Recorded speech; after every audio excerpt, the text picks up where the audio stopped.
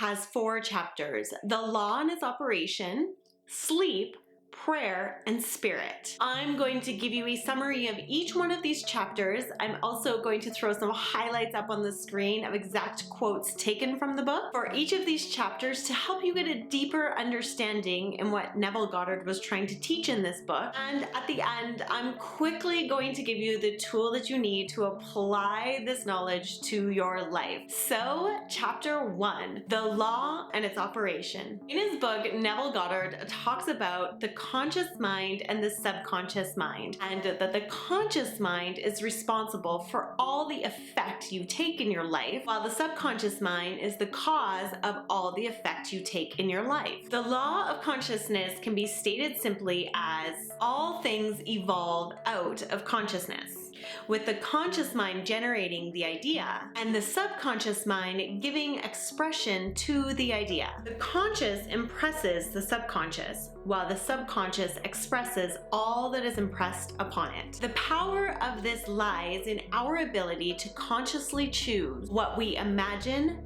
think, or feel, because the subconscious reacts to whatever the conscious mind is telling it. So in modern times, this is the basis of every ad you've seen on TV. I know that I am guilty of it. I have been watching a pizza commercial where they get that delivery, they pick up that cheesy slice of pizza and bite into it, and suddenly I'm at home wanting to order a pizza. That's because the picture, what my conscious mind is seeing of the pizza on TV, is creating a feeling in my subconscious mind that is then making me want to react by consciously deciding to order pizza at home. Neville Goddard explains that there's great power in us using our conscious mind to control our subconscious mind through our thoughts and our feelings. So by this, the place of all creation is our subconscious mind. Our subconscious mind sees how you feel as fact. A modern day example of this is whenever you've sat down to watch a scary movie. You all know the scene where the girl is running down the dark garden trail and the figure is walking slowly behind her. Even though we consciously are not in that scene, we can feel the energy of it, and because we are feeling scared for the girl in the movie, our heartbeat starts to quicken and our palms get sweaty. That's because our subconscious mind only knows what we're feeling, and because we're feeling scared, our subconscious mind is reacting as if we were there. The subconscious mind sees how you feel as fact. The subconscious also has no reasoning. So when you stress for no reason or you're overthinking something, that's the subconscious mind at work. In his book, Neville explains, once we can control our thoughts and our feelings, we can then control the subconscious mind so that it's not working against us, making us feel scared when we're safe at home, or getting us into a state of overthinking or worry. And instead, we can get the subconscious mind to work for us to help us reach our goal. No idea can be impressed on the subconscious until it is felt. But once felt, be it good, bad, or indifferent, it must be expressed. This is where awareness is key. You change your life by changing this piece, by understanding that feeling is the only way that an idea reaches the subconscious mind. In our modern time, there has been a lot of scientific research to back this up, and we now know that this is true on an even deeper level than Neville talked about in his book. You may have even heard of many successful sports players using visualization techniques, and when they do that, they perform better on the field. This is the connection between feeling, subconscious, and conscious that Neville Goddard is talking about in his book. So whatever you feel, good or bad, enters the subconscious. Neville is very keen to remind us to never entertain an undesirable feeling. Do not dwell on the imperfections of yourself or other people, and never think about what you don't want done to you, or think about that being done to another person. All of these thoughts and feelings enter the subconscious mind. Choosing to never let let a negative thought enter your mind is the whole law to a full and happy life. Next, Neville explains some very important ways to use this law of subconscious and conscious and how you feel in a very important way. It's important to remember that the most dominant feeling you feel is the feeling that will be expressed. He gives the example of I am healthy versus I will be healthy. In the first sentence, I am healthy, the dominant feeling is I am healthy. In the next, I will be healthy, dominant feeling is will be, and that will be expressed as I'm not healthy yet. So choosing those words and choosing those statements that you think are very important and very powerful. Again, make sure you hang out to the end of this video because I do have this mind hack that I use that people who follow my channel have commented that they get benefit from, and I'm going to share it with you so you don't have to worry about it now. How to use this in your real life is coming. What you feel you are always dominates what you feel you would like to be. Therefore, to be realized, the wish must be felt as a state that is, rather than a state that is not. This is where the book gets good. How you feel precedes manifestation. Your moods and your feelings connect you to the outside world. And storing negative emotions or feelings of unease is the beginning of all dis-ease in the body. So choosing the feelings that you feel and how you're going to express them truly precedes what you are creating in your world. To create the world you want to be living in, you need to be feeling the right feelings first. Feeling the reality of the state sought and living and acting on that conviction is the way of all seeming miracles. Here is where the miracles happen. The subconscious mind is not concerned if the feeling is true or not. If you feel something, then to the subconscious mind, it is true. It is happening. Just like the example with this scary movie. The subconscious will always express what it feels to be true. And the moment the subconscious mind receives the feeling, it starts to work out a way to make that feeling true. With this knowledge of the law of consciousness, we can choose to harness the subconscious mind to work for us. To impress the subconscious with the desired state, you must assume the feeling that would be yours had you already realized your wish. You must feel the feeling of having what you want if you want it to be true. You must feel that you already are what you want to be, because your feelings determine creation. I want to quickly give you another modern day example of this. Here on my YouTube channel, I spark growth in individuals. I help them believe in themselves. I help them see new possibilities and take new action. And that's because I help people to feel the possibility of what they could do.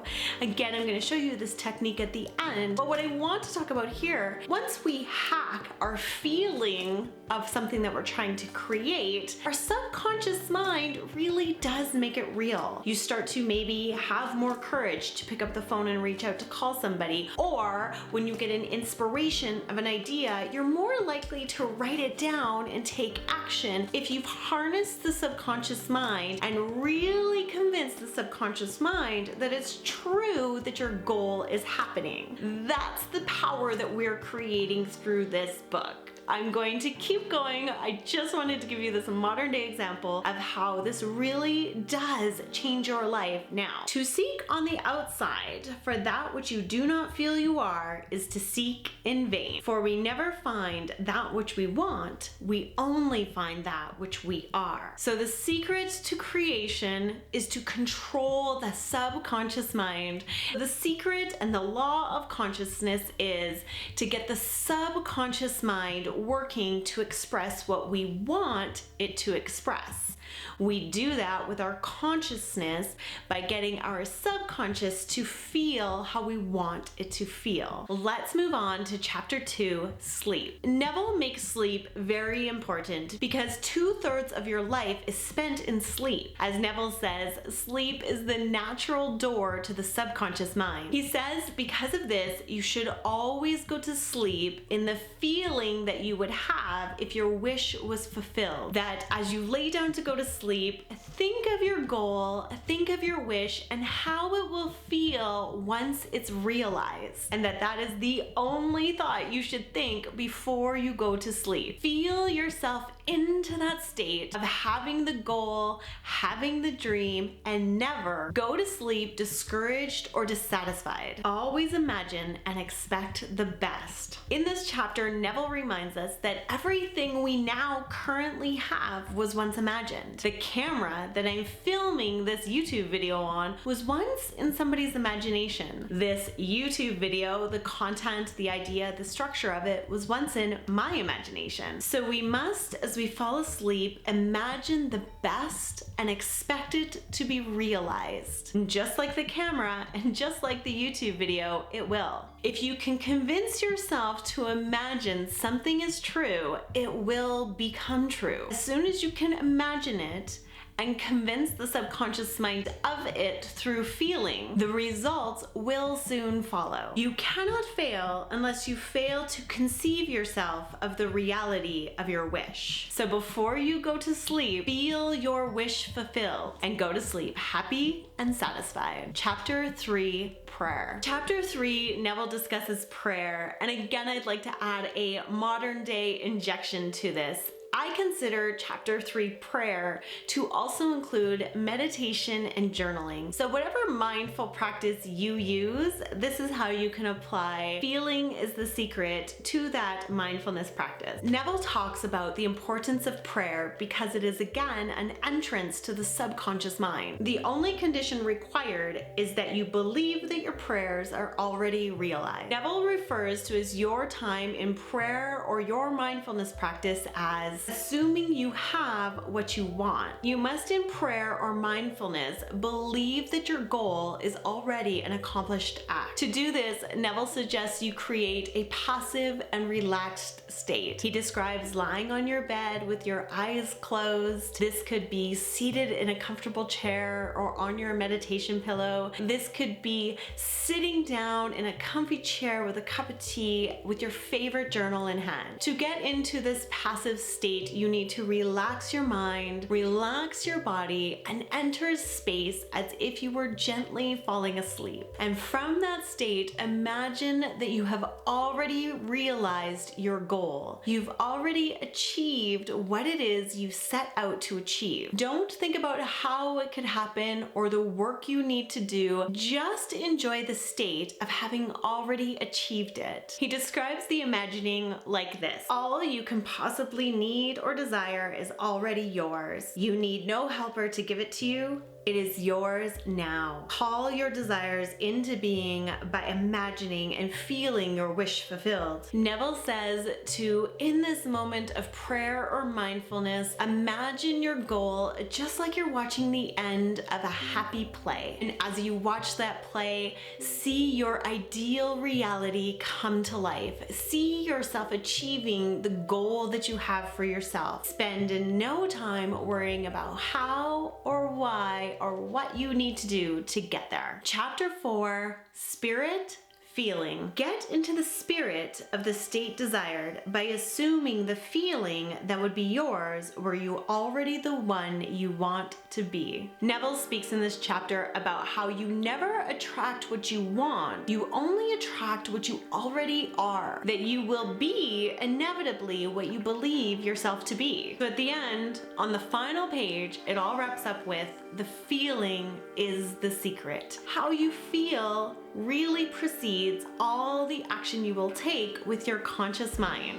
Neville wraps it up by saying this: it is natural to do the work of the one you believe yourself to be. I hope you enjoyed my summary and highlights of Feeling is the Secret by Neville Goddard. I'd love to talk to you now about how you can capitalize on these feelings, how you can put this feeling state to work in your life to impress the subconscious and to get the conscious mind to work for you. Or, as Neville would say, how you can believe yourself to be so that it's natural for you to do the work. I'm going to put over here on the screen for you the frequency of emotion scale. You're going to see at the top of the scale love, joy, and peace. I'm gonna throw in there happiness and any other of your favorite joyful emotions that you have. We want to stay in this frequency, the higher frequency of emotion. So love, joy, peace, and happiness are the high states of emotions. Those are the emotions that we want to tap into with the next step of putting this practice into our life. Now, I have practiced manifestation and creation and journaling for a very long time. When I started to connect my feelings to my manifestation, things started happening pretty quickly for me. I want to share with you how I do it. This is something that I've taught on my live streams here on this channel, and I get comments from people all the time about how this has made such a difference for them in their life. I hope you enjoy it. Subscribe to this channel for more mind hacking,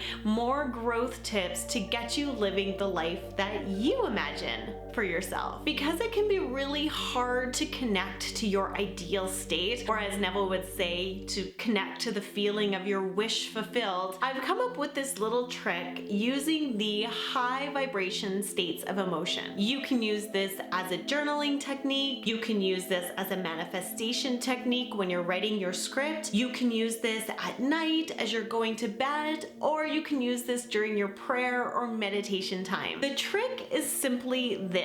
We want to connect your feelings to your ideal state so that we can, like Neville said, impact our subconscious mind so that it will impress and express through our conscious mind, helping us to reach our goal. A powerful way to do this is connecting your emotions to your statement. So instead of I am healthy, you would say, I am so happy being healthy. We're connecting the emotion, the high frequency emotions, into our ideal state. Some other examples could be, I feel so much joy in my relationship, if creating your ideal relationship is a goal for you. If abundance or getting more clients or building your business is a goal for you, it might be something like, I love getting paid invoices every day. I love getting new client messages every day. If it's health or happiness or weight loss, any of those things are your goal. It could be, I am so happy now that I exercise every day. I am so happy having healthy eating habits. Or maybe it's as simple as wanting to buy your first home or getting a place of your own.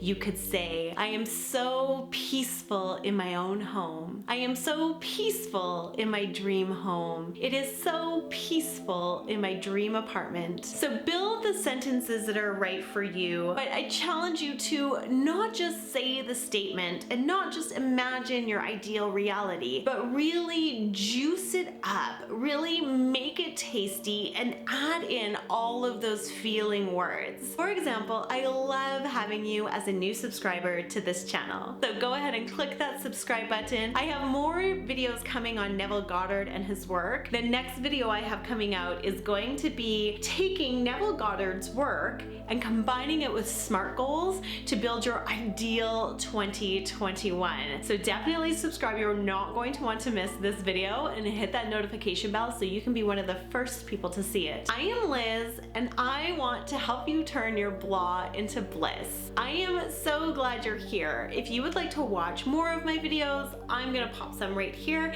And if you've ever thought of being a YouTube creator, or you have a business and you want to build that business on YouTube, I love sharing content on that as well. You can visit this brand new channel right over here. Thanks so much for hanging out, and I'll talk to you again soon.